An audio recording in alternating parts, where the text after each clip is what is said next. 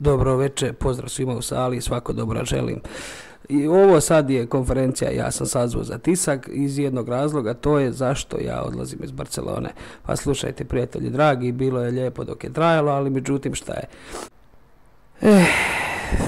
Moram vam reći iskreno šta je bilo.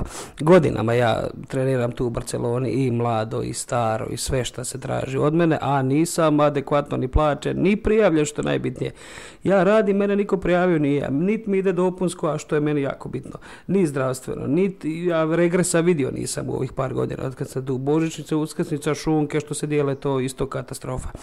Tako da, eto, primoran sam otići odavde, ja sam uporno pokušavao kod gazde gore u kancelariju, ja kucam, tajnica viče, nije, kaže, tu, kao na putu.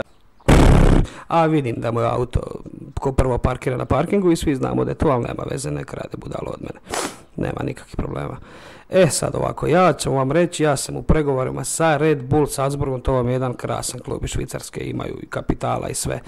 Oni su meni obećali i veću plaću, i dnevnice, da, prijevoz će dobiti, topli obrok, prijava odmah na neodređeno vrijeme da ne bi bilo ikakvih problema, regres, da, šta je još, da, 13. plaća, i što je najbitnije, što mog malog je jako obradovalo, ja sina sam poveo na pregovore, dobit ćemo službeni auto, onu bubu Volkswagen s onom konzervom gore, od Red Bulla ona što ima, i mene mali pita, kaže, tata, jer to gore sve puno soka, ma reko, sine, puno je soka, ako tata potpiše da će Bog, bit će soka na izvoz koliko ti god srce poželi.